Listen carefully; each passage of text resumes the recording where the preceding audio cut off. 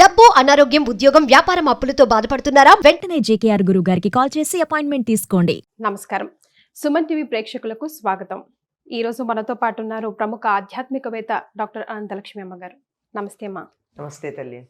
అమ్మా, మనం ఏదైనా విశేషమైన పూజ చేసుకున్నప్పుడు, ముఖ్యంగా కలశ పూజ అది చేసుకున్నప్పుడు గౌరమ్మని, కలశాన్ని ప్రధానంగా పెడుతూ ఉంటాం. ఎంతో భక్తితో ఆరాధిస్తూ ఉంటాం. అయితే వీలైతే ఆ రోజు ఆ కలశాన్ని కదిలిస్తాం, లేదంటే ఒక 2-3 డేస్ తర్వాత పూజ విధానాన్ని బట్టి కదా. మరి ఆ తర్వాత ఆ కలశం పైన మనం పెట్టిన ఆ కొబ్బరికాయని ఆ పసుపు ముద్దలో మనం గౌరమ్మలా చేసుకుంటాం, గణపతి అనుకుంటాం, మనం భావిస్తూ ఎంతో ప్రత్యేకమైన పూజను చేస్తూ ఉంటాం కదా. వాటిని ఏం చేయాలి అని చాలా మందికి ఇంకా చిత్ర విచిత్రమైన సందేహాలు.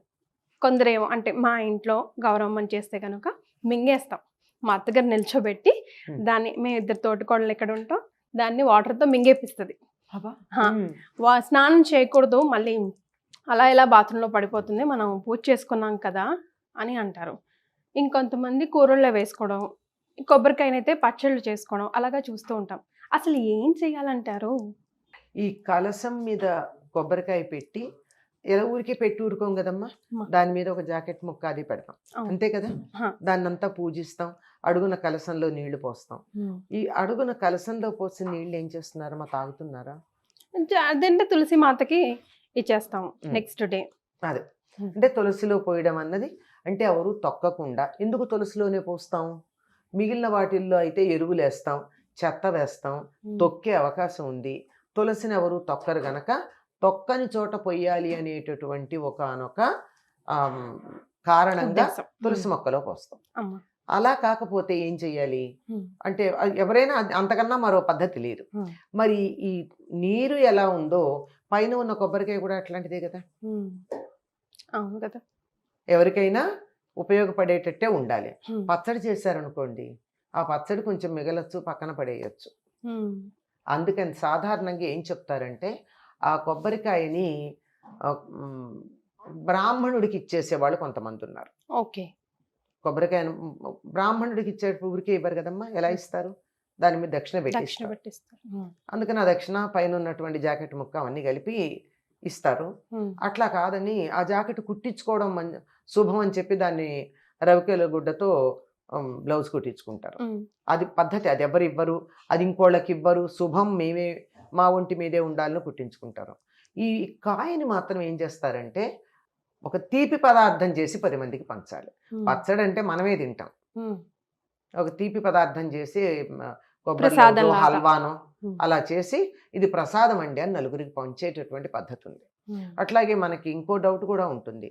ఏదైనా ఒక పని చేసినట్టయితే దానికి ముందుగా మనం బియ్యం, వెంకటేశ్వర స్వామి గణపతికి బియ్యాన్ని ముడుపు కడతాం కదా, పెళ్లిళ్ళకి, ఒడుగులకి, వాటికి. దాన్ని ఏం చేస్తారు? 16 రోజులు అయిన తర్వాత ఆ బియ్యం తీసుకుని వాటిని విసిరి దాంతో ఉండ్రాళ్ళు చేసి వినాయకుడికే నైవేద్యం పెట్టి 10 మందికి పంచుతారు. ఓకే. అలా ముడుపు కట్టింది ఏదైనా 10 మందికి పంచేటట్టుగా ఉండాలి, అంతే. దేవుడు అంటే నాలో లేడని కాదు, నాలో ఆత్మారాముడు ఉన్నాడు, నా దేవుడు ఉన్నాడు.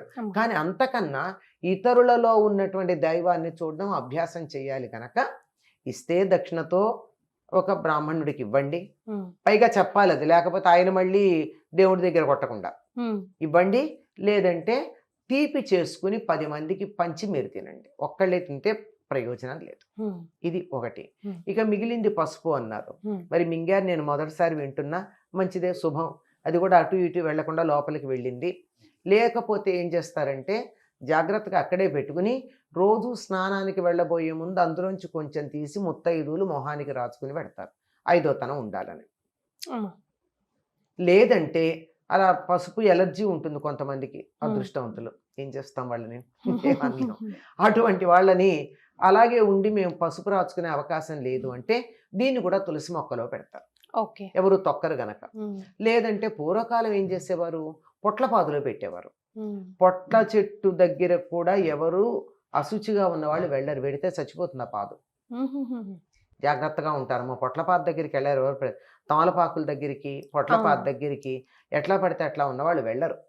అందుకని వాటి దగ్గర పెడితే అశుచి ఉండదు కనుక. పైగా వాటికి ఈ రకరకాల ఎరువులు వెయ్యరు. మంచినీళ్ళే పడతారు. అందువల్ల శుచిగా ఉంటుంది గనక అటు పెడతారు. ఇంట్లో తులసి ఉంటుంది, తులసిలో పెట్టుకోవచ్చు. ముఖ్యంగా గణపతిని ముఖానికి రాచుకునే అలవాటు కొంచెం తక్కువ. అమ్మవారిని అయితే ముఖానికి రాచుకుంటారు, లేదంటే తులసి మొక్కలో పెడితే సరిపోతుంది. ఓకే. సో ఆ డిఫరెన్సియేషన్ కూడా ఉంటుంది కదమ్మా. అంటే ముద్ద చేస్తే గణపతి అనుకుంటాం, కానీ అమ్మవారి గౌరమ్మగా కూడా పోలుస్తాం. అంటే పూజ విధానాన్ని బట్టి ఆ డిఫరెన్స్ అట్లా కాదమ్మా. ఇప్పుడు మీరు వరలక్ష్మి వ్రతానికి ఎక్కడికి పెడతారు, గౌరీదేవిని చేస్తారు కదా, గౌరీదేవిని ఒక్కతి చేసి పెట్టరు కదా. గౌరీదేవి ఒక్కతి రాదు, ఆవిడ పక్కన కొడుకుతో వస్తుంది. 2 ముద్దలు పెడతాం. పెద్దదేమో గౌరీదేవి, చిన్నదేమో గణపతి. ఇలా పొడుగ్గా 3 వేళ్లతో ఇట్లా పెట్టి 3 పలకలుగా ఉండేది గౌరీదేవి. తర్వాత దాన్ని చిన్నదాన్ని 4 పలకలుగా చేస్తాం, అది వినాయకుడు. ఈ తేడా ఉంటుంది. ఓకే. అంటే 4 ముఖాలు ఉన్నది వినాయకుడు, 3 ముఖాలు ఉన్నటువంటిది అమ్మవారు. వాటికి పసుపు పెట్టి, పసుపుతో చేస్తాం గనక కుంకుమ పెడతాము, గంధం పెడతాము, పూజిస్తాం. నిజానికి మన పూజలు ఎంత సులువైనవోనే చెప్పలేను. ఈ విగ్రహాలు కానీ, ఈ ఫోటోలు కానీ, ఈ కలశం కానీ అక్కడ అలంకారప్రాయంగానే ఉంటాయి. మనం చేసే పూజ అంతా దేనికి?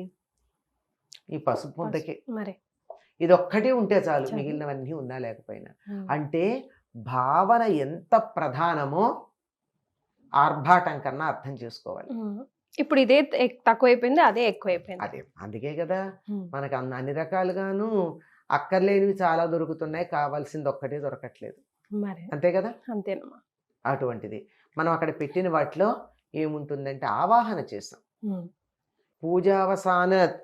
పూజావసానం దాకా బింబేస్మిన్ ఉండు అని చెప్పి మనం ఆవాహన చేస్తున్నాం.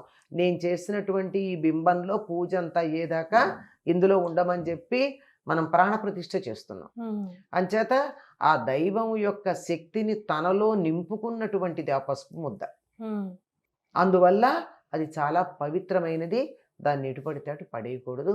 చాలా గౌరవంగా, మర్యాదగా దైవం అన్నట్టే దాన్ని భావించి చేయాలి. చాలా సంతోషం అమ్మ, చాలా చక్కగా వివరించారు. ధన్యవాదాలు.